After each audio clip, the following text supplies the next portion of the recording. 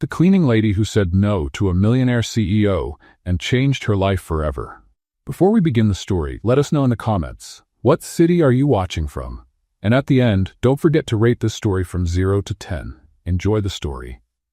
Brian Walker, a millionaire, heir to a massive investment empire, and owner of an ego the size of the city, sat bored while flipping through a stack of resumes. His team had just hired a new employee, Mila Lester. But Brian didn't care. Employees came and went like guests at his parties. The next morning, something unusual happened. Brian woke up earlier than usual, which was rare, and went down to the living room. As he opened the door, he froze. There she was, Mila, on her knees on the white marble floor, scrubbing a stubborn stain with such focus it looked like she was fighting a battle against the cleaning product. Brian cleared his throat, waiting for her reaction. Mila looked up for just a second and said simply, "Good morning, Mr. Walker," then went straight back to work, as if he were just anyone. Brian blinked, confused. That's it? No smile? No wide-eyed look at the view from the 50th floor? Nothing? It threw him off. He was used to being treated like a movie star. Instead, he was ignored like a living room lamp. He straightened up, flashed his best practiced smile, and walked over with the confidence of someone who always got what he wanted. "So you're the new hire, right?" He began in a charming tone. "Must be amazing to work here. This penthouse was featured in magazines, you know?" Mila paused her scrubbing and raised one eyebrow, totally unfazed. "To me, a dirty floor is a dirty floor, whether it's in a magazine cover penthouse or a basement in Queens."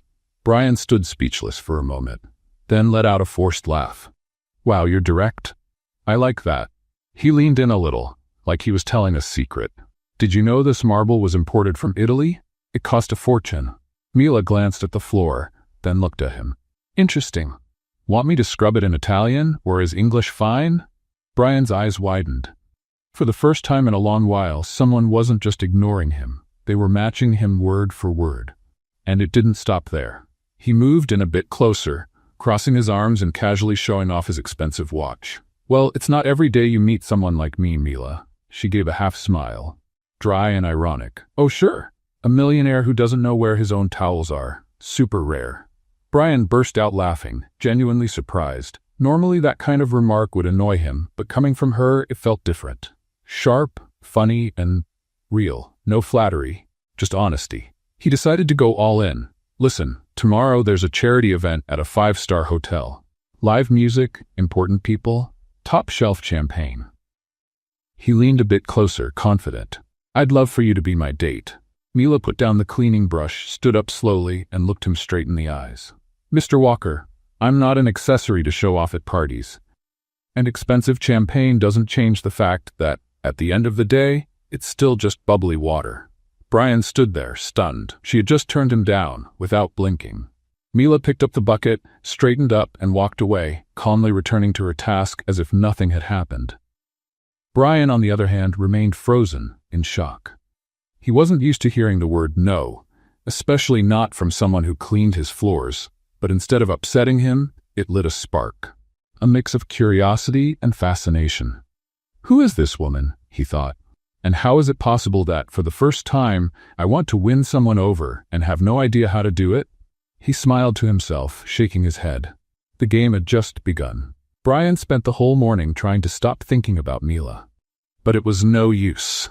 Every time he walked by the spotless marble she had cleaned, he remembered that sharp line about champagne being just water with bubbles. No one had ever summed up his life so bluntly and so cleverly. Around 2 in the afternoon, he found her in the library. Mila had her back turned, organizing books that probably cost more than her entire salary, but she handled each one like it was from a neighborhood public library. "So," Brian leaned on the doorframe, trying to sound casual, "do you really think I'm the kind of guy you should stay away from?" Mila didn't even turn around. "Mr. Walker, you're exactly the kind of man I crossed the street to avoid." Ouch. Brian chuckled, more surprised than offended. That went straight to the heart. It wasn't meant for the heart. It was for the ego. Mila finally turned, holding a book on philosophy Brian had never touched. "The difference is, the heart you take care of. The ego, you deflate." Brian shook his head, smiling in spite of himself. You have an answer for everything, don't you? I have an honest answer for everything. That's different. She went back to the books, but Brian didn't leave. He kept watching how Mila worked. There was no rush, no sloppiness. Every movement was precise and respectful. It was as if she found dignity in any task. Why do you avoid me? He insisted, genuinely curious. Mila sighed, putting a volume of Shakespeare back on the shelf. Because men like you think money solves everything. You think you can buy people, feelings, situations. She looked straight at him. And when you can't, you get confused like something in the world is broken. Brian stayed quiet for a moment. There was too much truth in those words. What if I'm not like that? But you are. Mila gave a smile that didn't reach her eyes. The difference is that now you're curious about someone who isn't impressed by your make-believe world. She picked up the cleaning supply basket and headed to the door. Brian followed her. Where are you going now? Home. My shift here is over. And are you doing anything after that? Mila stopped and looked at him like he was a child asking obvious questions. After that, I go to my other job, Mr. Walker. Some people need to pay the bills. She left, leaving Brian alone with his thoughts. That night, something strange happened. Brian couldn't concentrate on anything. Not the meeting with the Japanese investors, not the dinner at the most expensive restaurant in town. His mind kept going back to Mila and her sharp answers. In the following days, he started to notice things he had never seen before. How Mila always arrived 15 minutes early. How she brought her lunch wrapped in aluminum foil instead of ordering expensive food like the others. How her clothes were simple but always spotless. One morning, Brian decided to leave home earlier. He didn't admit it to himself, but he wanted to bump into Mila as she got to work. The coincidence worked. He saw her getting off a bus 3 blocks from the building, walking quickly down the sidewalk. Mila, he called, waving. She stopped, clearly not eager to talk. Mr. Walker, you're out early today. Actually, I was, going to get some coffee, he lied shamelessly. Want a ride? Thanks, but I really need the walk. Mila adjusted the strap on her shoulder. Poor people's workout, as my mom says. Your mom? Brian was genuinely interested. Mila hesitated, like she had revealed more than she meant to. She's fine. We need to get going, Mr. Walker. Work doesn't wait. But Brian had caught the hesitation. Something was going on. Over the next few days, he started watching Mila more closely. He noticed that sometimes she looked far too tired for someone her age. He noticed how often she checked her phone, always with a worried face. And he noticed that sometimes she left work in a rush, like it was an emergency. Intrigued, and for the first time genuinely concerned about someone else, Brian decided to find out what was going on. Not out of nosy curiosity, but because of something he couldn't quite explain. One afternoon, he followed her quietly. He saw Mila take 2 buses until she arrived at a much simpler neighborhood in Queens. She entered an old but well-kept building. Half an hour later, she came out again, this time wearing a diner uniform. Brian stood still on the street, and processing what he had just seen. 2 jobs. She really did work 2 jobs, but it didn't stop there. The next week, he found out she also went to school at night. Business administration at the local university. Brian was impressed. How could someone work that much and still study? Then he found out about her mother. One Thursday afternoon, Brian saw Mila leaving work in a hurry, more worried than usual. He followed her again, this time to a hospital in the Bronx. From a distance, he watched her talk to a nurse, clearly upset. When Mila left the hospital, she was crying silently. Brian felt something strange in his chest. He didn't know what it was, but for the first time in his life, he wanted to help someone without expecting anything in return. The next day, he called his personal accountant. James, I need you to pay some medical bills for me. Of course, Mr. Walker. Whose bills? Brian gave him Mila's mother's name and the hospital. He asked for full discretion. No one should know where the money came from. He thought he had done something good, a kind, generous gesture. 2 weeks later, Mila knocked on his office door. The expression on her face was not good. We need to talk, Mr. Walker. Brian looked up from his papers, pretending to be surprised. Of course, come in, have a seat. Mila closed the door and remained standing, arms crossed. You paid my mom's bills. It wasn't a question. It was a statement. Brian tried to keep a straight face. I don't know what you're talking about. Don't lie to me.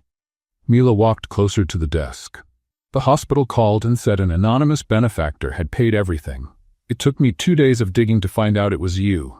Brian sighed, giving up the act. So what? You needed help, and I helped. The problem, Mila placed her hands on the desk, leaning forward, is that I didn't ask for your help, and especially I didn't ask for your pity. It wasn't pity, it was what? She interrupted. Charity? An investment to impress me? What exactly do you want from me, Mr. Walker? Brian was speechless. For the first time, he didn't know how to respond. I saw you were going through a hard time and you decided to fix my life with money. Mila stepped back from the desk. Exactly like I said, men like you do. Mila, wait. No, she raised her hand. You don't get it, do you? I work hard, I study at night, I take care of my mother, and I'm proud of that. I'm proud I can support my family through my own effort. And you came in and stepped all over that. Brian stood up, truly confused. I was only trying to help. No, Mr. Walker, you were trying to feel important. You wanted to be the hero who saves the poor girl. Mila shook her head. That's not help, that's ego pretending to be kindness. For the first time in his life, Brian Walker felt truly small. Not small in wealth or status, but small as a person. Mila, He stopped, searching for the right words. I'm sorry, I didn't think that. No, you didn't think at all. But there was something different in Mila's tone now. Less anger, more disappointment. Do you know the difference between helping and controlling, Mr. Walker? Brian shook his head. Helping is asking what the person needs. Controlling is deciding for them. They stood in silence for a moment. Brian, for the first time, found himself forced to take a hard look at his own intentions. If you really want to prove you've changed, Mila said, heading for the door, prove it with actions, not with checks. She walked out, leaving Brian alone with a completely new feeling, the sense that he had truly done something wrong and wanted, desperately, to make it right. Over the next 3 days, Brian couldn't stop thinking about Mila's words. Prove it with actions, not with checks. Simple, direct, and devastating. He, who had always solved everything with money, now had to figure out how to be a different kind of man. On Thursday morning, Brian made a decision his millionaire friends would consider completely crazy. He was going to try living one day like a regular person, like Mila. He woke up early, sent the driver home, and left the house wearing jeans and a plain t-shirt. No $50,000 watch, no Italian suit, just Brian Walker trying to be Brian. The first challenge appeared on the corner, the subway. Brian looked at the station entrance like an explorer facing an unknown cave. He had never gone down those steps in his life. He followed the crowd, trying to blend in, but was clearly lost. At the turnstile, he froze, literally. He stood there holding the subway card he'd just bought, unsure where to tap it. "Hey, tourist!" shouted a guy behind him. "Just tap the card and go through." Brian blushed, did as told, and finally made it in. The train was packed. He looked around for an empty seat, but they were all taken. So he stood, gripping a metal rail, swaying awkwardly with every turn. An elderly lady next to him smiled. "First time on the subway, dear? Is it that obvious?" Brian asked, embarrassed. "Just a little." She chuckled. "You look like a penguin trying to fly." When he finally arrived at work, Brian was sweating and his hair was a mess. Mila saw him entering the lobby and her eyes widened. "Mr. Walker, you look different today." "I took the subway," he said, as proud as a child who tied his shoes by himself. Mila blinked a few times, processing what she heard. "The subway? You?" "Yes, it was an experience." Brian tugged at his wrinkled t-shirt. "I nearly missed my stop. A lady called me a penguin, and I still don't understand why everyone runs so much." For the first time, Mila laughed. A real laugh, not a sarcastic one. "Mr. Walker, did you eat breakfast?" "Actually, no. My cook usually handles that, but today I wanted to. Try being normal." Mila finished for him, still smiling. "Something like that." She looked at him for a moment, as if trying to solve a puzzle. "Come on. I'll show you where to get a decent cup of coffee around here." They walked out together, and Mila took him to a small, busy diner 2 blocks from the building. The kind of place Brian had never set foot in before. Plastic chairs, a handwritten menu on a chalkboard, and a Greek owner shouting orders. 2 coffees and 2 blueberry muffins, George," Mila shouted over the noise. "Mila, my girl?" George waved from behind the counter. "Who's the guy?" A friend who's learning how to live in the real world, she answered, pulling Brian to a small table in the corner. Brian looked around, fascinated. The place was full of regular people. Office workers, nurses just off their shifts, students with old laptops, real conversations, spontaneous laughter, life happening without a script. So, Mila sat down across from him. You really took the subway? I really did. Brian smiled. And you know what? It was terrible. But also, interesting. Interesting how? Well, I found out there's a whole world running while I'm stuck in my penthouse. He took the coffee George brought over. Thank you. How much is it? $4.50, George replied. Brian almost choked, not because of the price, but because it was probably the cheapest coffee he'd ever had, and it was delicious. Mr. Walker, Mila was watching him curiously. Can I ask you something personal? Of course. Do you know how to cook? Brian laughed, embarrassed. I know how to order delivery. That doesn't count, Mila shook her head. What about doing laundry? I have a laundry service that picks up and drops off. Clean the house? While you work there. Mila rested her chin on her hand, thoughtful. Mr. Walker, you're basically a big kid with an unlimited credit card. Hey, Brian protested, but he was laughing. That was harsh. It was honest. Important difference. She finished her coffee. Do you really want to change? I do. Then come to my place tonight. Brian almost dropped his cup. Your place? I'm going to teach you how to cook. Mila stood up. And no, it's not a romantic date. It's a basic survival class for grown-ups. At 7 p.m., Brian stood at Mila's apartment door in Queens, holding a bouquet of flowers he'd bought on the corner. When she opened the door wearing jeans and a cat print t-shirt, he felt completely out of his element. Flowers? She raised an eyebrow. It's polite to bring flowers when you visit a lady's home. Mr. Walker, this is a cooking class, not a date. But she took the flowers, smiling. Thank you. They're lovely.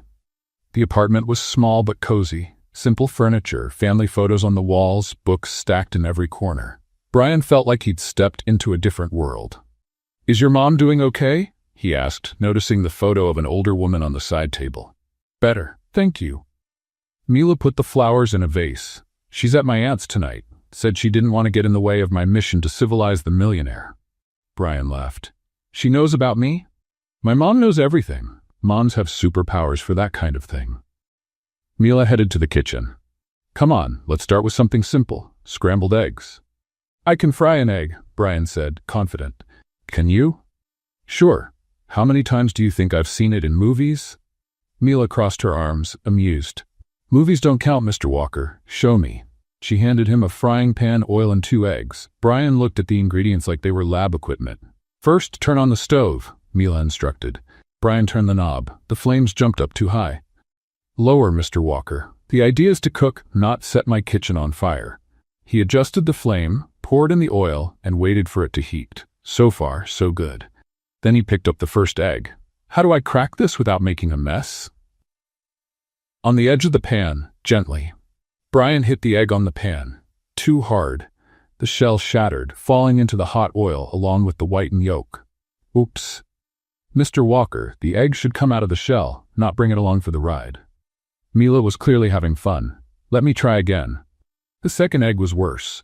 Brian missed the pan entirely, letting the yolk and white run down the counter. Mila couldn't hold back her laughter.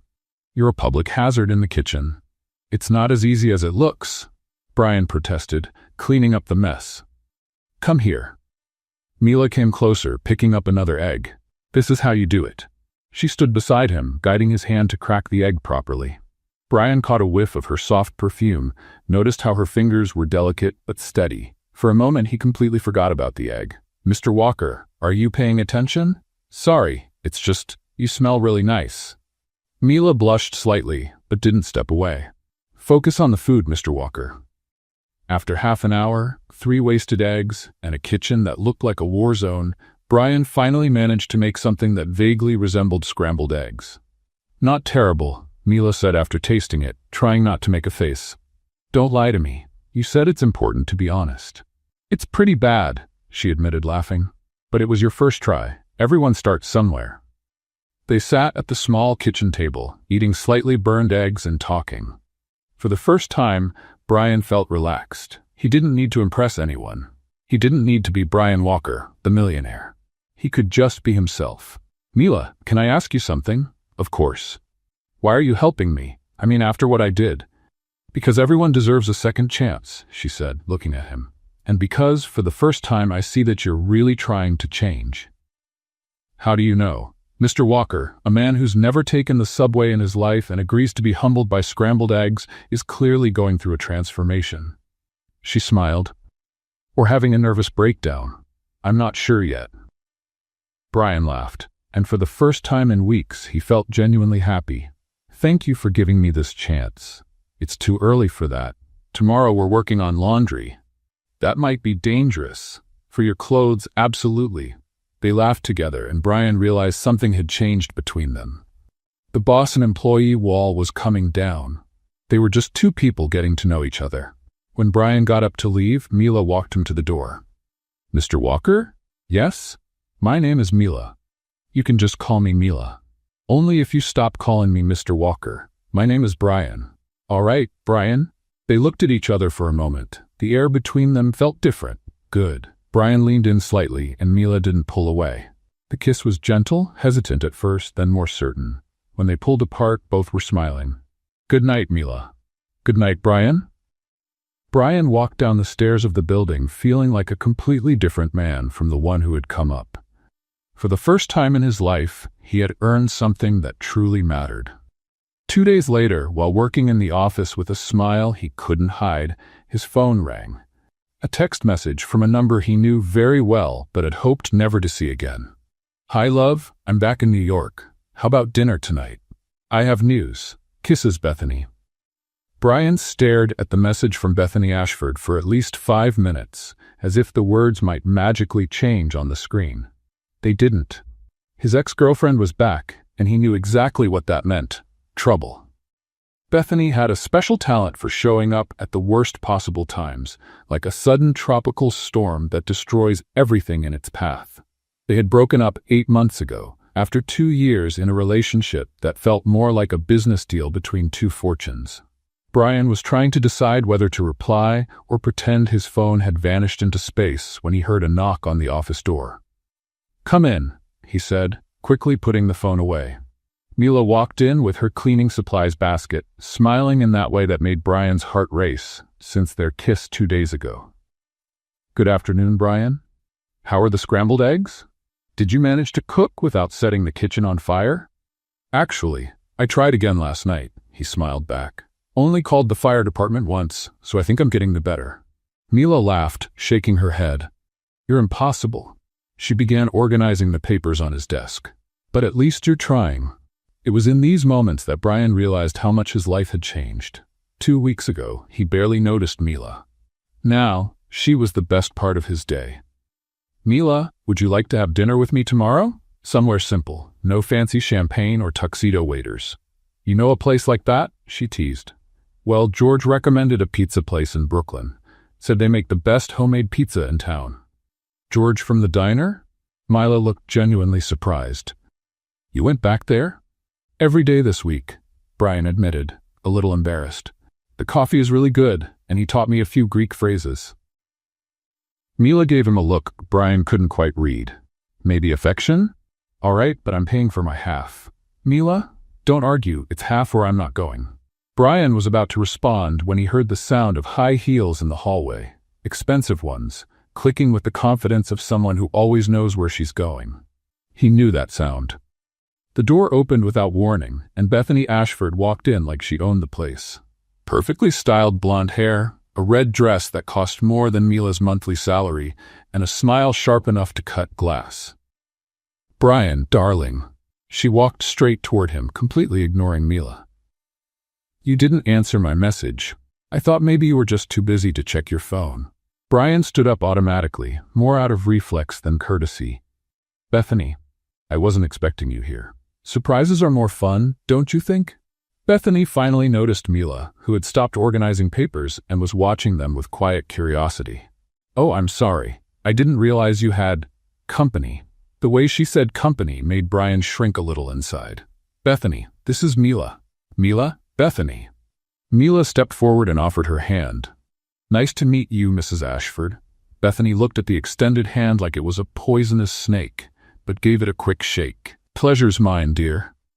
Her smile was sharp as a blade. "You must be new here. I don't remember seeing you around during my past visits to Brian." "I've been working here for a few weeks," Mila answered simply. "Ah, I see." Bethany glanced around as if inspecting the decor. Brian has always been generous with the staff. It's admirable how much he cares for the less fortunate. The condescending tone made Brian shift uncomfortably in his seat. Mila, however, kept her expression neutral. "It's true. He's been teaching me a lot about generosity," Mila said while putting away the cleaning supplies. "I'll leave you two to talk." "See you later, Brian." She walked out, closing the door gently behind her. Brian watched her go, with the strange feeling that he had just lost something important. So Bethany sat in the chair across from his desk, crossing her legs in a practiced motion. "She seems interesting." "Bethany, why are you here?" "Straight to the point," she laughed, a crystalline sound that used to charm him but now felt fake. "I was in Paris, closing a few deals with the gallery, when I realized how much I missed you." Brian didn't buy it. Bethany Ashford never missed anyone or anything, unless it served her interests. 8 months is a long time to miss someone. "Oh, come on, you know how it is. I needed space, you needed space." She leaned forward, resting her elbows on the table. "But now I'm back, and I think we've both grown. Maybe it's time to try again." "Bethany, remember the Blackstone party last week?" she interrupted. "Jennifer told me you didn't even show up. That's not like you. And the Harrison Foundation charity dinner? You skipped that too." Brian had completely forgotten those social events. Lately, his idea of fun had become drinking cheap coffee with George and learning not to burn eggs. "I've been busy." "With what?" Bethany glanced around again. "Brian, you can't seriously be thinking about, well, anything with that girl." "What girl?" "The employee," she said, like referring to something unpleasant. "I saw the way you looked at her. Look, I get it. Sometimes we need a distraction, something outside our world. But you're not seriously considering this as something real, are you?"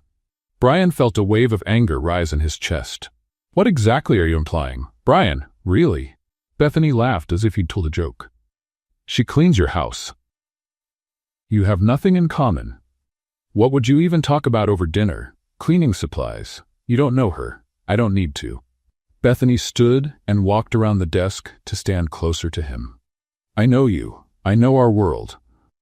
Remember how good we were together? The trips, the parties, the deals we closed at social events?" She placed a hand on his shoulder, a familiar gesture that used to comfort him.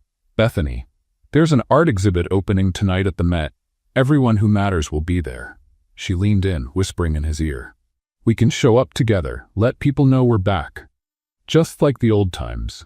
Brian closed his eyes for a moment. The old times.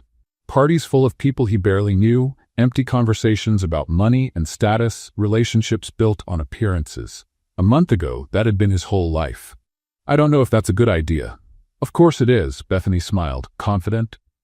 "Wear your black tux, the Armani one you wore to last year's gala.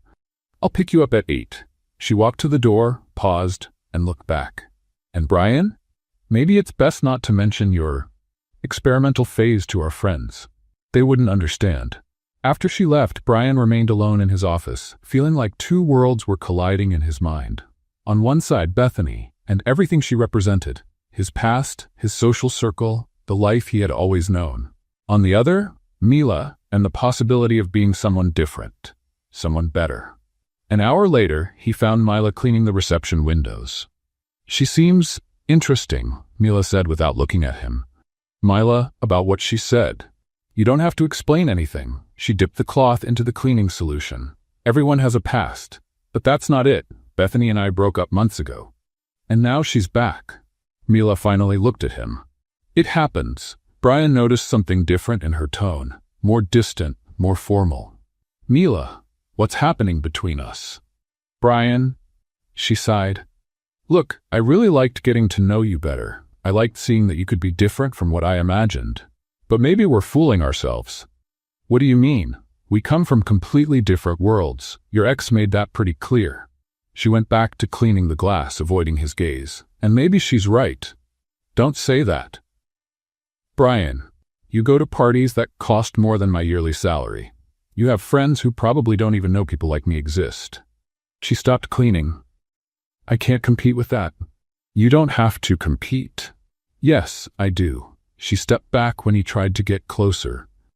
And the truth is, you'll have to choose too. You can't live in both worlds forever. Mila finished putting away the cleaning supplies and headed to the elevator. Mila, wait. Good luck at the exhibit tonight, Brian. I'm sure it'll be wonderful. The elevator doors closed, and Brian was left alone in the reception area, realizing he had just lost something far more valuable than any piece of art he'd see that night.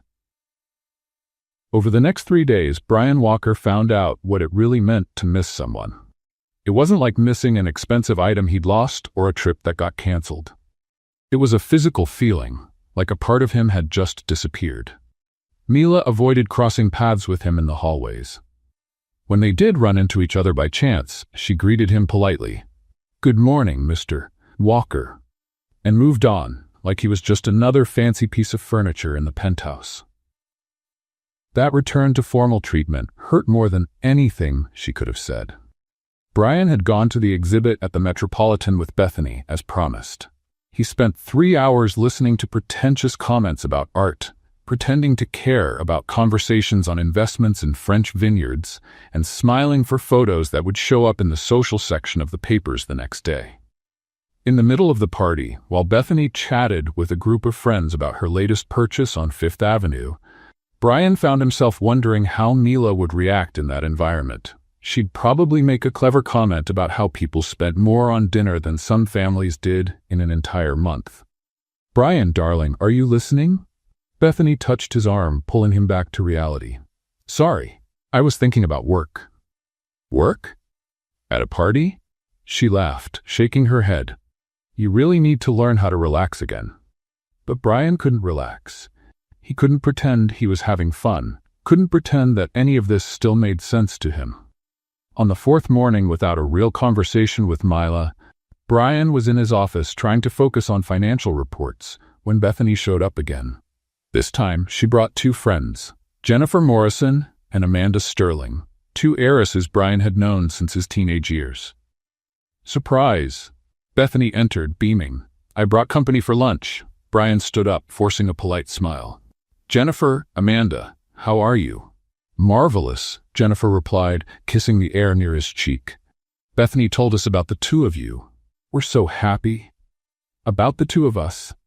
Brian looked at Bethany, confused. "Oh, Brian, don't be modest. Amanda sat down without being invited. Everyone's talking you 2 at the exhibit yesterday. What a beautiful couple you make." Brian felt a heaviness in his stomach. There was nothing official between him and Bethany, but he knew how the social game worked. Appearances mattered more than truth, and showing up together in public meant a lot more than he had intended. "Actually," he began to say, but Bethany interrupted. "Brian's always been shy about these things." She laughed, grabbing his arm possessively. "But there's no denying it, darling. The photos were in the paper this morning." She showed him her phone, and there they were, Brian and Bethany smiling for the cameras, her elegantly hanging on his arm.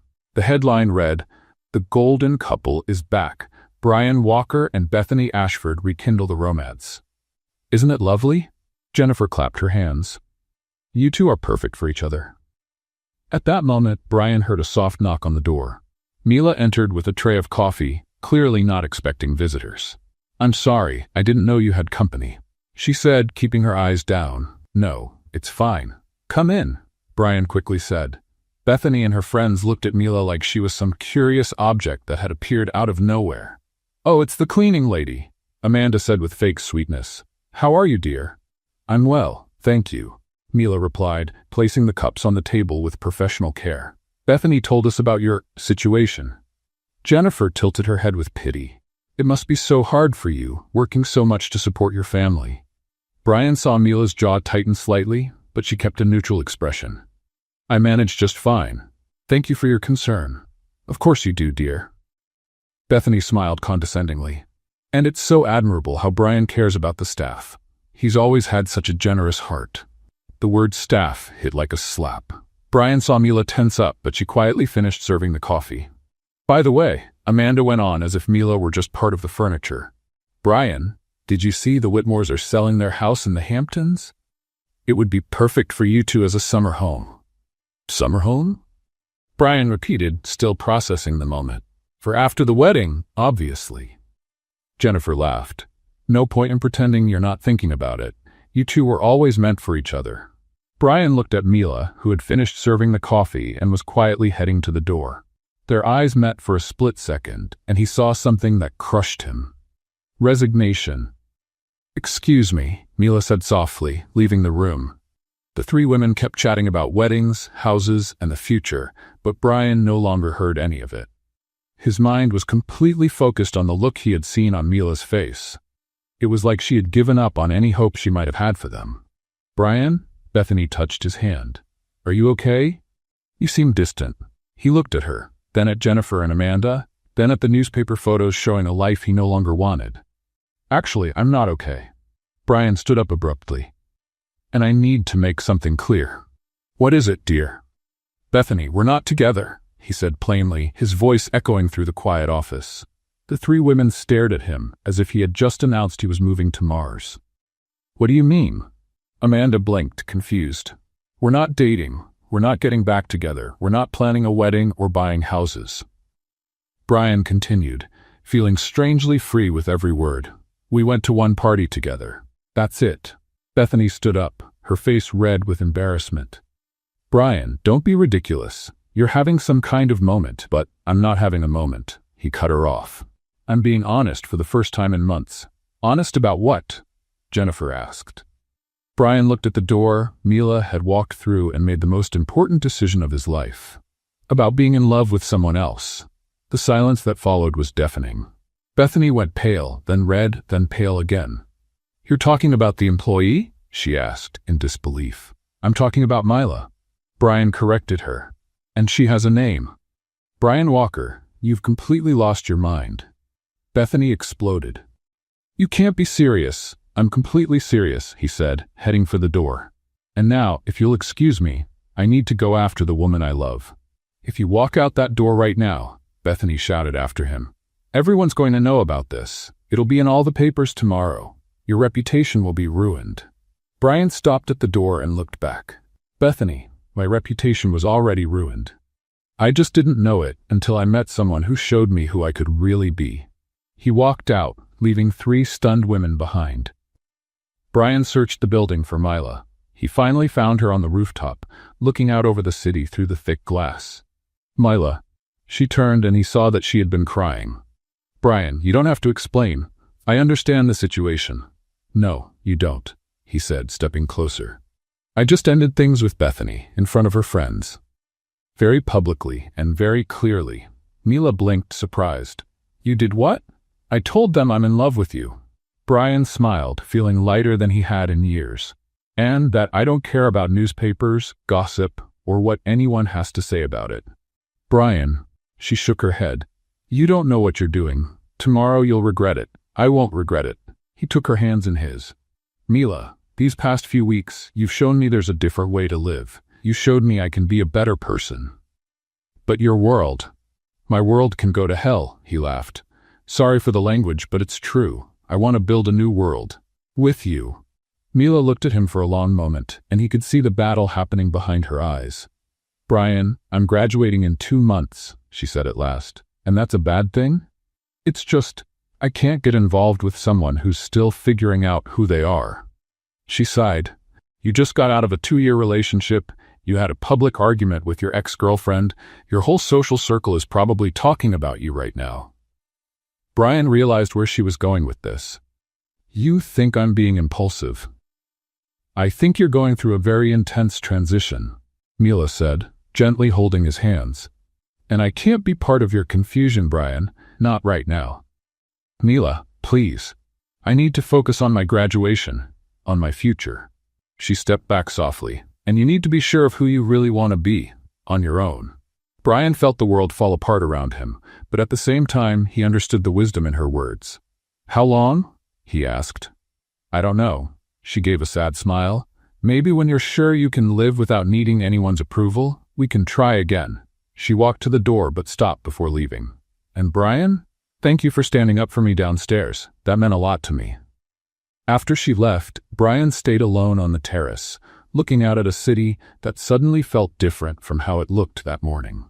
He was sure his phone was already buzzing with calls from shocked friends, that tomorrow's newspapers would be ruthless, that his social life would never be the same again.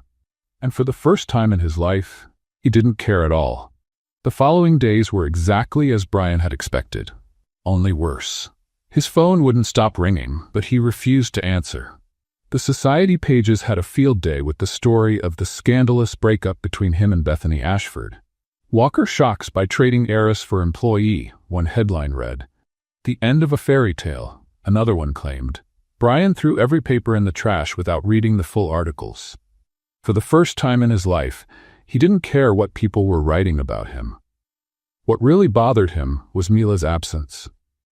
She had asked for a temporary transfer to work on another floor of the building, saying it would be more professional to keep some distance until things settled down. Brian tried to respect the space she asked for, but it was harder than he imagined. He woke up thinking about her, spent the day wondering how she was doing, and fell asleep remembering how she laughed at his kitchen disasters. It was during one of those sleepless nights that Brian had an idea. If Mila wanted him to prove who he really was, that's exactly what he would do. But not with words or romantic gestures, with real action. The next morning he called his personal attorney. Richard, I need to set up a foundation. What kind of foundation, Mr. Walker? To help low-income college students. I want to offer scholarships, support for family medical expenses, mentoring programs, whatever it takes. There was a pause on the other end of the line. May I ask what led to this decision? Brian smiled to himself. Let's just say I met someone who showed me the real value of education and hard work. For the next 2 weeks, Brian threw himself into the project like he had never committed to anything before. He spent days studying other foundations, consulting education experts, and setting scholarship criteria. He wanted it to be perfect. He wanted it to truly change lives. Most of all, he wanted to do it in secret, until everything was ready. Meanwhile, Mila was going through the strangest days since she'd started working at the company. Not seeing Brian every day left a space she hadn't expected to feel. Working on the 15th floor, taking care of the manager's offices, she found herself thinking about him more than she wanted to admit. How was he handling the scandal in the news? Was he regretting his impulsive decision to break up with Bethany so publicly? Mila, are you okay? Asked Sarah, one of the receptionists. You seem a bit distracted these days. I'm fine, Mila lied, forcing a smile. Just focused on school, graduation's coming up. Oh, that's right, how much longer? 6 weeks. 6 weeks that felt like forever, and at the same time like nothing. Mila had dreamed of this moment for years, but now that it was so close, she felt a strange kind of anxiety. Part of her knew it was because of Brian. They had drifted apart just when things were starting to get interesting between them. Are you having a graduation party? Sarah asked. I don't have money for a party, Mila laughed. I'm just going to graduate, take a picture with my mom, and that's it. Simplicity is the key to happiness. But even trying to keep her good mood, Mila couldn't stop thinking about Brian. Was he okay? Had he gone back to his world of parties and shallow living? The answer came unexpectedly 3 days later. Mila was having lunch at George's diner when she overheard 2 women talking at the next table. Did you see the pictures of Brian Walker at the Sterling Industries party last night? One of them said. Mila tried not to listen, but it was impossible. I did. He looked amazing, as always, and he was with that gorgeous brunette, Amanda Sterling. Looks like he got over that whole thing with the ex-girlfriend and the employee pretty fast. Of course he did. Men like him don't stay single for long. Mila felt her stomach tighten. She grabbed her phone and, against her better judgment, looked up news about Brian Walker. It didn't take long to find something. There he was, looking sharp as ever, smiling for the cameras next to Amanda Sterling at a corporate event. The photo had been taken the night before. Mila stared at the image for a long time. Brian looked exactly the same. Expensive suit, shiny watch, perfect smile for the cameras, as if nothing had changed. Of course, she thought, he went back to his world. It was only a matter of time. She put her phone away, completely lost her appetite, and went back to work with a hollow feeling in her chest she tried to ignore. What Mila didn't know was that Brian had only gone to that party because his lawyer insisted it would be important for networking for the foundation. He'd spent the whole evening bored, counting the minutes until he could leave, and had posed for exactly 3 photos before heading out early. Amanda Sterling had tried to flirt with him all night, but Brian barely noticed. His mind was completely occupied with the foundation details, and missing Mila. The next morning, Brian was in his office reviewing the final documents for the foundation when his assistant knocked on the door. "Mr. Walker, Mr. Richard Hoffman is here." The lawyer walked in with a folder full of papers and a satisfied smile. "Brian, I've got great news. The Walker Foundation for Education is now officially established. All documents are approved, the initial funds have been transferred, and we can start operating next week." Brian felt a wave of satisfaction like he had never felt before. It wasn't the satisfaction of closing a big deal or buying something expensive. It was something much deeper. "Great. What about the scholarship criteria?" "Exactly as you requested. Low-income college students with good academic performance who also work to pay for their education. Priority goes to those supporting their families as well." Brian nodded. Those criteria described Mila perfectly, although he hadn't mentioned that to the lawyer. "And the anonymity?" "Guaranteed, at least for now. The scholarships will be awarded in the foundation's name, with no mention of you as the founder. If you want to make it public later, we can do an official announcement. For now, keep it private." Brian placed the papers in a drawer. "And Richard, I want the first scholarship to go to a specific student." Over the next few days, Brian felt more motivated than he had in years. He was finally doing something that mattered, something that could truly change people's lives. At the same time, he missed Mila constantly. He wanted to tell her about the foundation. He wanted to see her reaction, to share this accomplishment with someone who would really understand what it meant. But he had promised to give her the space she asked for. And if he had learned anything from her, it was how important it was to keep your word. Mila, meanwhile, was deep in her final preparations for graduation. Between work, studying for her last exams, and taking care of her mother, she barely had time to breathe. But whenever she saw a photo of Brian in the papers or heard someone mention him, she felt a tug in her heart. Part of her was hoping, well, she didn't even know what exactly. Maybe a sign that he still thought about her. But the weeks passed, and nothing happened. "It's better this way," she told herself. He went back to his world.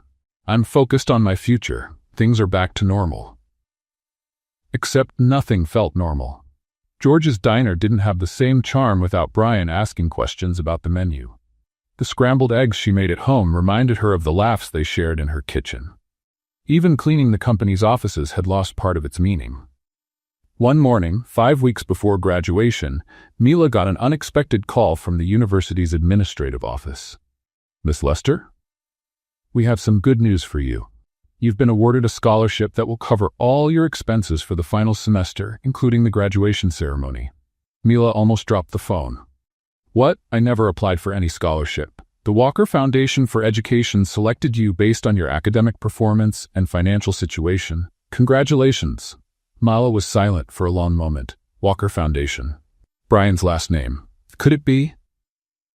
"Can I ask who's behind the foundation?" she asked. "That information is confidential, miss. I can only tell you it's a serious organization focused on helping students like you." After hanging up, Mila stood frozen in the middle of the room, trying to process what she had just heard. It could be a coincidence. Walker was a common last name. But deep down, she knew it wasn't. And for the first time in weeks, she smiled for real. 3 days after the scholarship news, Mila was still processing it. Every time she thought of the Walker Foundation, she felt a strange mix of hope and doubt. Could Brian really have started a foundation? Or was this just another way to control her life with money, like he had done with her mother's medical bills? She decided not to get her hopes up. After all, the photos in the papers clearly showed him back in the world of parties and socialites. The scholarship might just be a coincidence in names. "Mila? You look like someone who just won the lottery but isn't sure if the ticket's real," George said at the diner, handing her the usual cup of coffee. "That's actually a pretty accurate description." Mila chuckled. stirring in the sugar thoughtfully. Sometimes good things in life come with fine print. Or sometimes we just make things more complicated than they need to be, George said while wiping down the counter. You got a scholarship because you earned it, kid. Stop looking for problems where there aren't any. Mila smiled. George had a way of making life's most complicated moments feel simple. Meanwhile, across town, Brian was having the most intense week of his life. The foundation was up and running, but he wanted to do something special for Mila before graduation. Not just tell her about the foundation, but show her that his transformation was real and lasting. He spent 3 nights barely sleeping, planning every detail. He wanted it to be perfect. Mr. Walker, his assistant, stepped into the office. The designer you hired is here to discuss the dress details. Send him in. Marcus Delacroix was one of the most respected designers in New York, known for creating unique dresses for special occasions. Mr. Walker, I understand you're looking for something special for a young woman's graduation, Marcus said, checking his notes. Do you have any color or style preferences? Brian thought of Mila, her simple elegance, how beautiful she looked without any expensive touches. Something that highlights her natural beauty, nothing flashy or over the top. She's not the kind who likes being the center of attention. Understood. And the budget? There's no limit. But I want it to feel special, not expensive. You know what I mean. Marcus smiled. Perfectly. I'll create something one of a kind with understated elegance. Over the next few days, Brian also worked on a letter. He wrote, ripped up, and rewrote at least 15 versions. How do you put into words everything that had changed in your life? How do you explain that someone had inspired you to become a better person? He finally managed to write something that felt sincere. Mila, you taught me that a person's worth isn't in what they own, but in who they are. You taught me that real generosity doesn't come from writing checks, but from actions. And more than anything, you taught me that true love isn't about impressing someone. It's about becoming someone worthy of being loved. The foundation is just the beginning. I want to spend the rest of my life proving you were right about me being able to change. Brian placed the letter along with the foundation documents. Everything would be delivered with the dress on graduation day. Mila, meanwhile, was finishing her final days at college with mixed emotions. On one hand, she was proud to finally be earning the degree she had dreamed about for so long. On the other, she felt like something important was missing. Are you bringing someone to the ceremony? Her best friend Jessica asked during a break between classes. Just my mom, Mila said while organizing her books in her backpack. She can barely walk, but she told me she wouldn't miss my graduation even if she had to come in a wheelchair.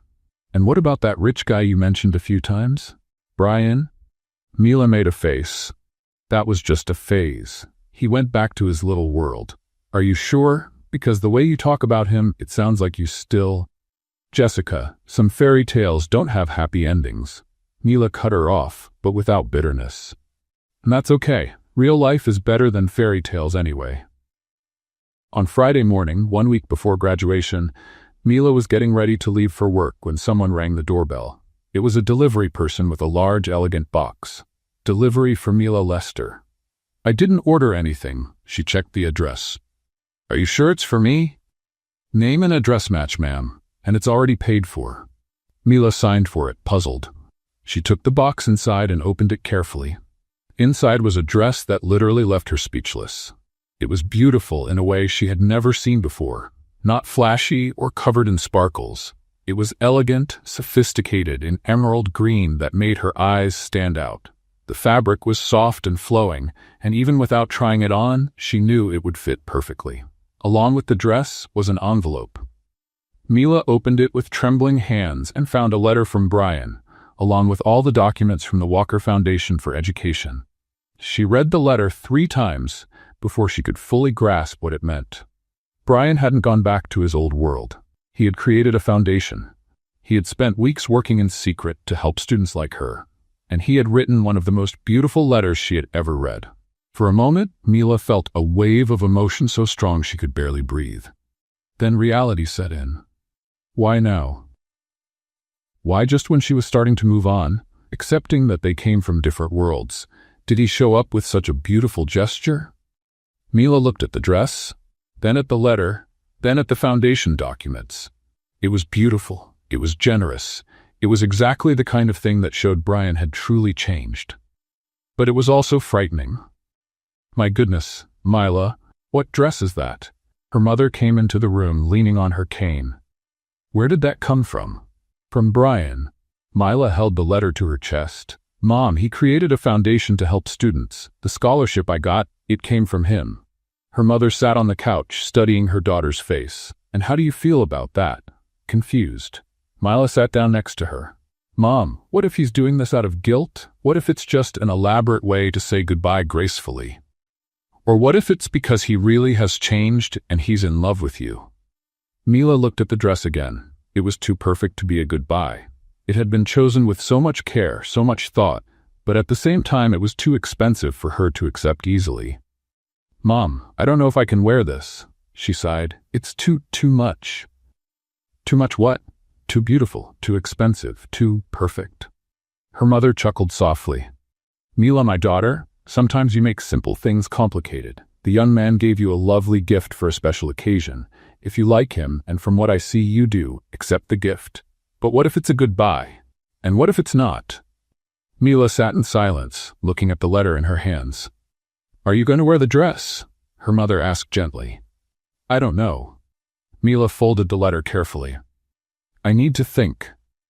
That night, Mila stayed up late, staring at the dress hanging in her closet and rereading Brian's letter. Part of her wanted to believe it was real, that he had changed, that the foundation was sincere, that the dress was a declaration of love. Another part was afraid to be fooled again, afraid to find out it was just another attempt to impress her with money. The next morning, she did what she always did when she felt confused. She went to work. But when she got to the office, she found out from Sarah at the front desk that Brian had left on a business trip and wouldn't be back until after graduation.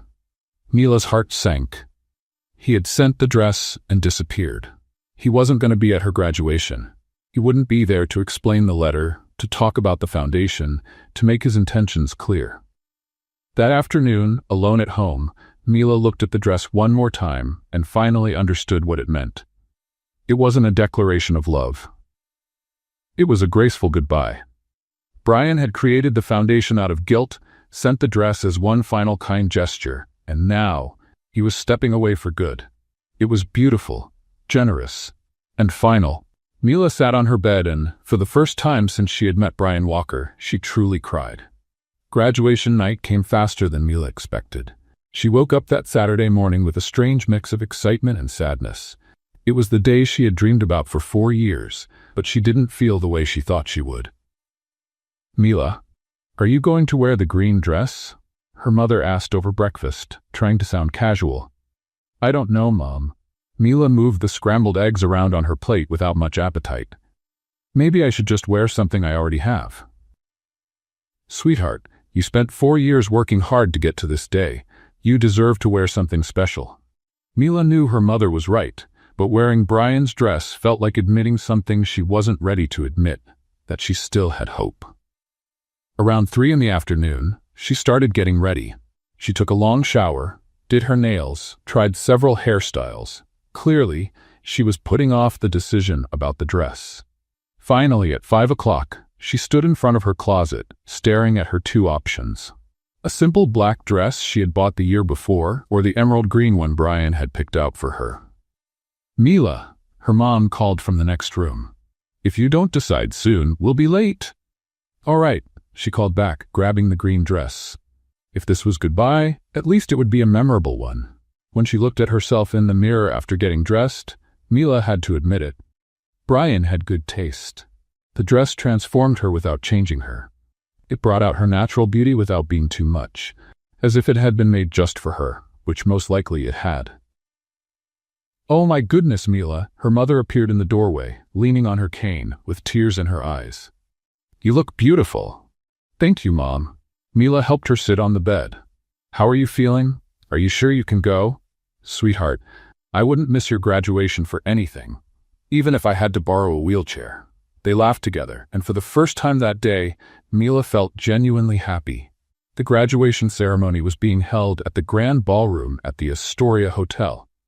Right in the heart of Manhattan, it was an elegant space with crystal chandeliers and classic decor, but not overly flashy. When Mila and her mother arrived, the room was already full of graduates and their families. The celebratory energy in the air was contagious. "Mila." Jessica ran up to her, looking lovely in a light pink dress. "You look amazing. Where did you get that dress?" "It's a long story." Mila smiled, helping her mother find a seat near the stage. "Well, whoever gave it to you has great taste." The ceremony began promptly at 7. Mila listened to the speeches from the dean, the professors, the honored guests, but her mind was partly elsewhere. She kept glancing toward the entrance, a small part of her still hoping Brian would show up. When it was time to receive her diploma, Mila walked onto the stage with her heart pounding. Not because of nerves, but because she realized this was really happening. After so many years of working by day and studying at night, she was finally graduating. Mila Charlotte Lester, bachelor's degree in business administration with honors, the dean announced. The room applauded, and Mila heard her mother cheering from the middle of the audience. She smiled, waved, and for the first time in weeks, she felt completely present in the moment. After the formal ceremony, the social part began. Music, dancing, families chatting, photos with classmates. Mila tried to enjoy herself, but couldn't stop noticing all the couples around her. Jessica danced with her boyfriend of 2 years. Robert, one of her classmates, was with the girlfriend who had supported him through all of college. Even Kevin, the shyest guy in their group, was with a girl who looked at him like he was the most interesting man in the world. "Why the long face at your own graduation party?" Jessica appeared beside her, out of breath from dancing. "I don't have a long face." Mila forced a smile. "I'm just reflective." "You're thinking about Brian. I'm thinking about a lot of things." Jessica studied her for a moment. "You know, Mila, sometimes people do things for reasons we don't expect." "What do you mean?" "Maybe the dress isn't a goodbye? Maybe it's an invitation." Before Mila could respond, the music suddenly stopped. There was a murmur across the room as everyone turned toward the entrance. Mila followed their gaze and felt her heart stop. Brian Walker was standing at the ballroom entrance, wearing the most elegant suit she had ever seen. It wasn't flashy, it was simply perfect. He was looking directly at her, ignoring the other 300 people in the room. "Oh my goodness," Jessica whispered beside her. "Is that him?" Mila couldn't answer. She stood frozen, watching as Brian slowly walked across the room toward her. People instinctively moved aside, creating a path, but his eyes never left hers. When he got close enough for her to clearly see his eyes, Brian smiled. Not the practiced smile she'd seen in newspaper photos, but the real one. The one she had come to love. "Hi, Mila," he said simply. "Hi, Brian," she managed to reply, still in shock. "I thought you were traveling." "I was. I got back this afternoon." He looked around the hall, then back at her. "I wouldn't miss your graduation for anything in the world." The whole room was watching now, but neither Mila nor Brian seemed to notice. "You look beautiful," Brian said, and there was something different in his voice, a kind of certainty she had never heard before. "Thanks for the dress," Mila tried to keep her voice steady. It was way too pretty to turn down. "Mila, I need to say a few things." Brian stepped closer. "In front of everyone, because I want the whole world to know." "Brian, now let me speak." He took a deep breath, and Mila noticed he was nervous. 4 months ago, I was completely lost. Wealthy, yes. Successful in business, yes, but completely empty inside. People nearby started moving a little closer, curious, but still keeping a respectful distance. Then you came into my life and changed everything. Brian continued, his voice growing steadier. You taught me that money doesn't buy character. You showed me that true generosity comes from the heart, not the wallet. And you taught me that real love means becoming a better person, not trying to impress someone. Mila felt tears filling her eyes. The foundation was only the beginning, Mila. I want to spend the rest of my life proving you were right about me, that I can be better. Brian held her hands. I want to build a life with meaning. I want to help people the way you helped me, and most of all, I want to do all of it with you by my side. The room had gone completely silent now. Even the music had stopped. To everyone's surprise, especially Mila's, Brian got down on one knee, right in the middle of the room. "Mila Charlotte Lester," he said, taking a small box from his pocket. "Will you marry me?" The hall burst into whispers of surprise and emotion. Mila heard her mother crying with joy somewhere in the crowd. She heard Jessica squeal with excitement right beside her. But all she could see were Brian's eyes, waiting for her answer. "Brian," she began, and her voice cracked. "I know it's crazy to ask you this, here and now, on your graduation day," he said quickly. "But I've spent weeks trying to plan the perfect moment, and then I realized any moment with you is perfect." Mila looked at him on his knee in front of her, at the simple but beautiful ring in the box, at the room full of people waiting for her answer. She thought about the past few months, about the changes she'd seen in Brian, about the foundation he had created, the dress he had picked so thoughtfully, the letter that showed a genuine transformation. And most of all, she thought about how much she had missed him in these last few weeks. "Get up," she said at last. Brian looked confused but stood up. "People are staring, and you know how much I hate being the center of attention." Mila smiled through her tears. "So?" "Yes, Brian Walker," she said loud enough for the whole room to hear. "I'll marry you." The room erupted into applause and cheers. Brian slipped the ring onto her finger and kissed her as 300 people celebrated with them. When they finally pulled apart, both were laughing and crying at the same time. "I can't believe you did this," Mila shook her head. "At my graduation, in front of everyone." "I wanted them to know I'm not playing around," Brian said, cupping her face in his hands. "That this is real. It's forever." "Are you sure?" she asked. "Because from now on, there's no going back to your old life." "My old life?" Brian smiled. "Mila, my life now is wherever you are." And finally, for the first time in months, Mila believed him completely. The minutes after Mila's yes were a blur of emotion, hugs, and congratulations. Jessica nearly knocked her over with excitement. Her mother was laughing and crying at the same time, and co-workers she barely knew came over with genuine smiles to congratulate her. "I can't believe you actually did this here," Mila kept saying to Brian, shaking her head as she admired the ring on her finger. "At my graduation, in front of half the world." "I wanted everyone to know I'm serious," Brian said, gently fixing a lock of her hair that had come loose in all the excitement. "Besides, you say you hate being the center of attention, but look at you now, glowing." "Are you saying I enjoy drama, Mr. Walker?" "I'm saying you look radiant, future Mrs. Walker." Mila laughed, feeling a lightness she hadn't felt in months. "Future Mrs. Walker. I'm still getting used to how that sounds." "We've got time," Brian said, holding her hand. "A whole lifetime." The DJ, sensing the moment, put on a slow, romantic song. People in the hall naturally made room in the center, creating an impromptu dance floor. "Would you like to dance with your fiancé?" Brian asked, offering his hand. "My fiancé." Mila repeated the word, trying out how it sounded.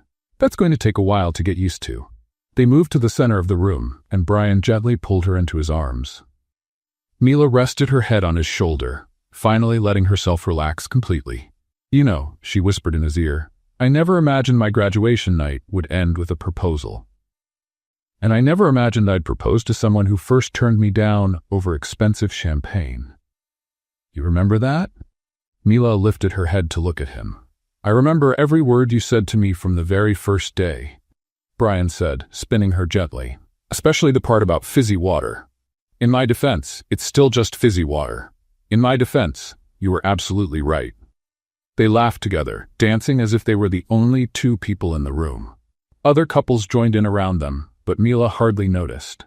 For the first time in months, she felt like she was exactly where she was meant to be. "Brian," she said after a few minutes, "can I ask you something serious?" "Of course." "Are you absolutely sure this is what you want?" She stopped dancing for a moment. "Because after today, there's no going back. Everyone's going to know. It'll be in the papers tomorrow. Your high society friends will talk about this for months." Brian gently held her face in his hands. "Mila, 6 months ago, I cared about what the papers said about me. Today, the only opinion that matters to me is yours." "And what if you get tired of living like regular people?" she pressed. "What if you start missing the parties, the fancy dinners, that glamorous life?" "You want the truth," Brian smiled. The last time I had real fun at a party was in your kitchen, eating burnt eggs and laughing at your jokes about my cooking disasters. Those eggs really were awful. They were terrible, but they were the best eggs I've ever had." Mila laughed, finally allowing herself to believe that this might actually be real and lasting. "All right, Brian Walker." She moved in closer to him. "If you're sure, then I am too." "I'm sure." "Then let's do this right," she said with a playful smile. "But first, just so you know, I'm going to want a simple ceremony. No 500 guests or flowers that cost more than a car. Simple sounds perfect. And I'm going to keep working. I'm not going to turn into some decorative wife who spends the day at the beauty salon. I wouldn't expect anything less from you. And if you go back to being arrogant or full of yourself, I'll remind you who you were before you met me." "You can count on that." Brian laughed. "Any other conditions?" "Yes." Mila leaned in and whispered in his ear, "You're going to have to learn how to really cook. I can't spend the rest of my life rescuing you from kitchen fires. That'll be the hardest part of this marriage." They went back to dancing, lost in their own bubble of happiness, when the music was suddenly cut off by a commotion near the entrance to the hall. People started turning and murmuring, creating a wave of curiosity and tension. "What's going on?" Mila asked, trying to see over the crowd. Brian looked toward the entrance and his face tightened. "Trouble." Bethany Ashford had just walked into the room, flanked by two men in suits Mila didn't recognize. She looked flawless as always, but there was something different in her expression. It wasn't just anger or jealousy. It was cold determination. "Brian Walker!" Bethany shouted loud enough for the whole room to hear. "What a coincidence running into you here." Conversations came to a complete stop. The DJ, sensing the tension, shut off the music. 300 people turned to witness what was clearly going to be a confrontation. "Bethany," Brian said calmly, placing a protective arm around Mila's waist, "you weren't invited." "Oh, I don't need an invitation to speak the truth." Bethany stepped forward, her heels echoing through the silence. "Especially when that truth might stop a young woman from making the biggest mistake of her life." Mila felt her stomach tighten. There was something in Bethany's voice that sounded different this time, less emotional, more calculated. "What are you talking about?" Brian asked. "I'm talking about your deals with Richardson Holdings, darling," Bethany said with a cold smile. "And with Blackstone Industries. Remember those companies you swore you had walked away from?" Brian went pale. "Bethany, don't do this." "Do what?" "Tell the truth." She turned to Mila. "Sweetheart, do you really think that man has changed? That he gave up all his shady dealings to suddenly become a saint?" One of the men standing with Bethany stepped forward and pulled an envelope from his jacket pocket. "Miss," he addressed Mila, "I'm a private investigator. I have here documents proving that Mr. Koth Walker maintained investments in companies under investigation for money laundering, up until last week." The room exploded in shocked whispers. Mila felt like she'd just been punched in the stomach. "That's not true," Brian said, but his voice sounded too weak for the situation. "Not true?" Bethany laughed. "Then explain these bank transfers. Explain the meetings you had with Charles Richardson while pretending to launch your charity foundation." She tossed some photos onto the nearest table. Even from a distance, Mila could see Brian leaving a commercial building, clearly in a business meeting. "Brian," Mila turned to him, searching his eyes for some kind of explanation. "Tell me it's not true." "Mila, I can explain." "Explain?" Bethany interrupted. "How do you explain lying to her for all these months? How do you explain using a charitable foundation to clean dirty money?" "That's a lie," Brian finally shouted, his voice rising with anger. "Bethany, you're making this up." "Am I?" She turned to the investigator. "Mr. Collins, would you kindly show the documents to the bride?" The man walked toward Mila with the envelope. She looked at Brian, hoping, waiting for him to protest, to deny it, to do something to prove it was all fake. But Brian just stood there, with the look of someone who had been caught red-handed. "Mila," he tried to approach, "please let me explain." "Explain what?"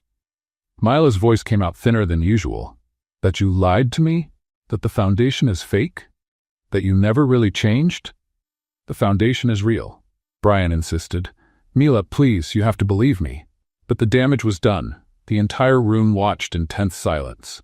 Mila looked around and saw the shocked faces of her classmates, the worry on her mother's face, and the barely hidden satisfaction on Bethany's. Mila began, but her voice broke. I need a moment. She ran toward the exit, leaving behind 300 people in disbelief. A desperate Brian trying to follow her, and a victorious Bethany, smiling. The graduation that should have been the happiest day of Mila's life had turned into the worst nightmare she could imagine. Mila only made it as far as the hotel hallway before her legs gave out. She leaned against the wall, trying to breathe, trying to make sense of what had just happened. The emerald green dress that had made her feel like a princess now felt heavy. The ring on her finger seemed to burn her skin. Everything that had happened over the past few months flashed through her mind like a fast-forwarded movie. Mila? Brian's voice echoed down the hall. Please wait. She turned and saw him running toward her, his perfect suit now slightly out of place from rushing. No, she held up her hand. I need time to think. Mila, please, just give me 5 minutes. He stopped a few feet away, respecting her space. Things aren't what they seem. They're not? She let out a bitter laugh, because it all seemed very clear back there. Documents, photos, dates, way too specific to be made up. Exactly. It's too specific. Brian ran a hand through his hair. Mila, you know me. You know who I've become. Do you really believe I'd do something like this? For a moment, Mila hesitated. She did know Brian. She had seen his transformation, his sincere efforts to change. But the evidence, I don't know what to believe anymore, she admitted. At that moment, her mother appeared at the end of the hallway, leaning on her cane, clearly worried. Mila, sweetheart, what's going on? Mila started, but was cut off by loud voices coming from the ballroom. That's right, prove it. It was Bethany's voice. If you've got nothing to hide, show everyone. That's exactly what I'm going to do, Brian answered firmly, his voice echoing through the hallway. Mila, her mother, and even a few hotel staff moved closer to the ballroom entrance to see what was happening. Brian was standing in the center of the room, holding his phone, now connected to the hotel's sound system. On the large screen that had been used earlier for the graduation presentation, official documents started to appear. Ladies and gentlemen, Brian said, his voice strong and clear, I'm going to respond to each of these accusations right here, right now. The first image on the screen was an official document showing the dissolution of a business partnership. This is the official document proving I ended all ties with Richardson Holdings on March 15th of this year. Brian pointed to the date, 3 weeks before I met Mila. Murmurs spread through the room. Bethany looked visibly uncomfortable. That could be faked, she shouted. It could. Brian agreed calmly. But this can't. The next image was a screen recording of an official government website showing public business records. Here are the public records available to anyone, proving I got rid of all questionable investments. He moved to the next screen. And here is the official documentation for the Walker Foundation for Education, registered with the New York State Department of Nonprofits. The investigator standing with Bethany shifted uncomfortably. As for the photos, Brian continued, his voice gaining strength, this one was taken on the day I went to Charles Richardson's office for the last time, not to do business, but to personally deliver the dissolution documents of our partnership. He showed a photo on his own phone, time-stamped and geolocated, showing the documents being handed over. And about the supposed recent meetings, Brian looked directly at Bethany. I can prove where I was on each of the dates mentioned by Mr. Collins. Mila was watching everything from the hallway, her heart beating fast. Hope was building inside her, but she still felt cautious. Brian kept showing documents, bank statements proving clean investments in the foundation, emails with lawyers, dates that matched his version of events perfectly. Mr. Collins, Brian turned to the investigator, could you explain to everyone how you obtained this seemingly confidential information? The man turned red. It was provided by the client. And who was your client? I can't reveal that. You don't need to. Brian gave a cold smile. Because I already know. He showed a series of text messages on the screen between Bethany and someone identified only as Collins. These messages were sent to me by mistake yesterday when Miss Ashford tried to send instructions to her investigator. Brian read aloud. It needs to look convincing. Use the old photos and mix them with recent dates. He won't be able to defend himself in time. The silence in the room was deafening. Bethany was pale as a sheet. That's invasion of privacy, she shouted. Not when the messages are sent to my phone by mistake. Brian put away his phone. Ladies and gentlemen, everything you saw here today was a desperate attempt to damage my reputation and destroy my happiness. He looked directly toward the hallway where Mila was standing. Mila, he said, his voice softer now, I understand if you can't forgive me for not explaining this right away. I understand if you need time to process everything, but I want you to know that every word I said about change was true. Mila felt tears in her eyes, not from sadness but from relief.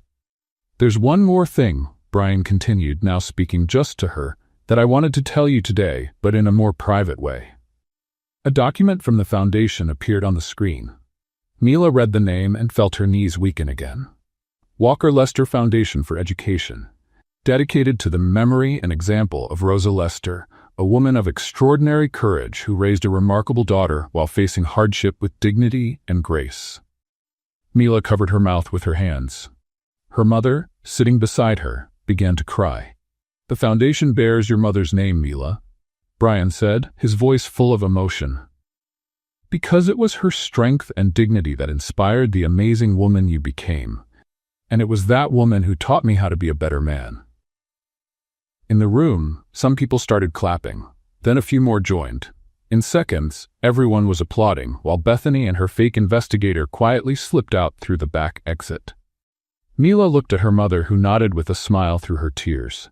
Go on, sweetheart, go get your fiancé. Mila walked back into the room, still trembling with emotion. Brian saw her coming and stepped down from the small improvised stage, meeting her in the middle of the dance floor. I'm sorry, she said softly. I'm sorry I doubted you. You don't have to be sorry. Brian held her face. She was convincing. Anyone would have doubts. But I know you. I should have trusted what I knew about you. Mila, you met me as an arrogant man who tried to solve everything with money. He smiled. It makes sense that you needed proof I had truly changed, and you did prove it. She held his hands. Not just that you changed, but that you had the courage to face all this for me. To us, Brian pulled her closer, and to our future family. Our family, Mila repeated, liking how it sounded. Does that include my mom? Especially your mom. She's going to be my favorite mother-in-law. She's going to be your only mother-in-law, silly. Even better. They laughed together, and Mila finally felt like she could breathe normally again. Brian, yes? Is the foundation really named after my mom?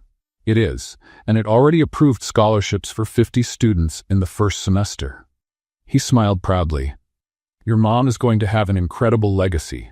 Mila looked around the ballroom, seeing her classmates smiling, her mother crying with pride, and she realized she hadn't just graduated that day. She had found her future. So? She said, playing with the ring on her finger, when are we getting married? Whenever you want. What if I want tomorrow? Brian laughed. Tomorrow might be a little rushed, but we'll make it work. I was kidding. Mila kissed him quickly. But not really. I'm not going to wait long to marry you, Brian Walker. Me neither, future Mrs. Walker. Me neither. And finally, after all the misunderstandings, doubts, and obstacles, they were exactly where they were meant to be, together. With the truth between them, and a bright future ahead. 6 months after the graduation that almost turned into a disaster, Mila Walker, she was still getting used to her new last name, woke up on a Saturday morning to the smell of something burning coming from the kitchen. Brian Walker, she shouted, jumping out of bed. If you set our kitchen on fire again, I'll file for divorce before we even hit 1 month of marriage. His voice came from downstairs, slightly embarrassed. Technically, it's not on fire. It's just very toasted. Mila ran down the stairs of the new house they had bought in Brooklyn. It wasn't a penthouse like Brian's old place, but it was perfect. 3 bedrooms, a small backyard where she planted tomatoes, and a big kitchen, just right for her husband's culinary adventures. In the kitchen, she found Brian standing at the stove, holding a spatula like a weapon, staring at what used to be pancakes.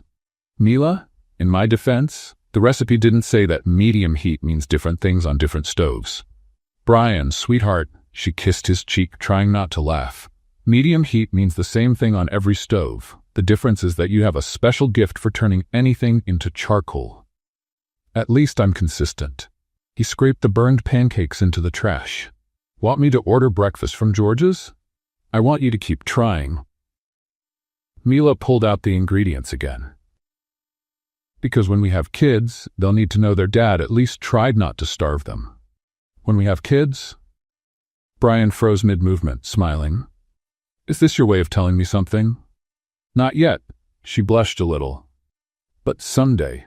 And when that day comes, you'll need to know how to make pancakes without burning the house down. They spent the rest of the morning trying to make a decent breakfast.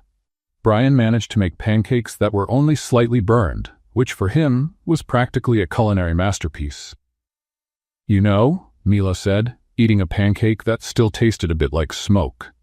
I never thought I'd spend Saturday mornings teaching a former millionaire how not to burn the kitchen down. Former millionaire? Brian pretended to be offended. I'm still technically a millionaire. I've just changed how I use the money. And it was true. Over the past 6 months, Brian had completely transformed his life. The foundation now served more than 200 students. He had sold the penthouse and invested the money in educational programs, and he spent more time in public schools than in private clubs. Speaking of the foundation, Mila wiped her hands on her apron. How was the meeting yesterday?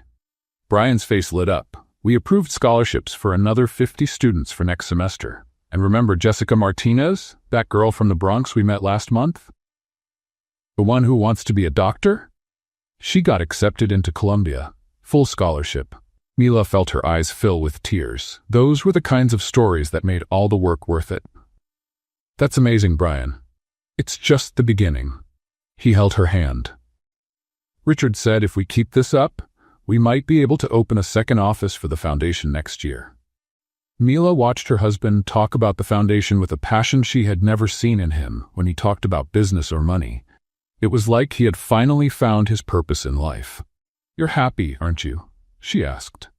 Mila, a year ago, I used to wake up every day, not knowing what my life was even for, Brian said as he kissed her hand. Now I wake up next to the woman I love, in a house that truly feels like home, and I go to work knowing I'm actually making a difference in people's lives. How could I not be happy? That afternoon they went to visit Mila's mother, who had moved into a better and more accessible apartment in Queens. Her health had improved dramatically since she started receiving proper treatment. So, Rosa Lester said as she served tea to both of them, when am I getting some grandchildren? Mom. Mila nearly dropped her cup. What? I'm a 62-year-old woman who almost died. I've earned the right to be eager for grandkids. Brian chuckled. Mrs. Rosa, I promise when we're ready, you'll be the first to know. What are you two waiting for? A sign from heaven? We're waiting until I can cook without supervision. Brian replied, I can't risk putting children in danger. For heaven's sake, Rosa shook her head, I can teach you to cook in 2 weeks. Problem solved. Mila and Brian exchanged amused looks. In the past few months, Rosa had become not only his mother-in-law, but something like a second mother to Brian. She was the one person who could make him follow orders without a fight. 2 hours later, on their way home by subway, Brian was now practically an expert in public transportation. Mila rested her head on her husband's shoulder. What are you thinking about? He asked. Just how much everything has changed, she said, looking out the train window. A year ago, I was cleaning your penthouse, and you didn't even know my name. I knew your name. No, you didn't. Well, I was about to find out. Mila laughed. Brian, you called me the new hire for 2 weeks. In my defense, I was going through an existential crisis. And now? Now I know exactly who I am, he said, kissing the top of her head. I'm the man lucky enough to be married to the most amazing woman in New York. Just New York, she teased, in the world, but I don't want it going to your head. Too late, Mila smiled. It already has. 2 years later, after the wedding, on a rainy October morning, Mila was in the kitchen making coffee when she felt familiar arms wrap around her waist. Good morning, Mrs. Walker, Brian whispered in her ear. Good morning, Mr. Walker. She turned in his arms. So how does it feel to be a father for exactly 3 weeks? Terrifying, he admitted. Yesterday, I tried changing Noah's diaper and almost had to call the fire department. It's just a baby diaper, Brian, not a bonfire. For me, anything that involves folding fabric into a specific shape is an engineering challenge. They laughed softly, careful not to wake the baby sleeping in the next room. Noah Walker had come into the world 3 weeks earlier, a healthy baby with his mother's green eyes and his father's stubborn determination. Brian had cried more than Mila during the delivery, and ever since had lived in a constant state of awe over his son. "You know what's funny?" Mila asked, cuddling into her husband's arms. "What? If someone had told me 2 years ago that turning down a millionaire's offer for expensive champagne would change my whole life, I'd have thought they were crazy. And if someone told me that an employee who compared my champagne to fizzy water would become my wife and the mother of my children, I'd have had them committed. But that's exactly what happened." "That's exactly what happened," Brian agreed. "And you know something, Mila?" "What?" "Champagne still tastes like fizzy water." Mila burst into laughter. "I can't believe you admitted that." "I'd admit anything to you, even that your scrambled eggs are better than mine. My scrambled eggs are way better than yours. That's not an admission, it's scientific fact."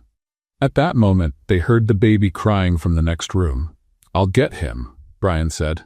"No, let me. You handled the 2 a.m. shift. Let's go together."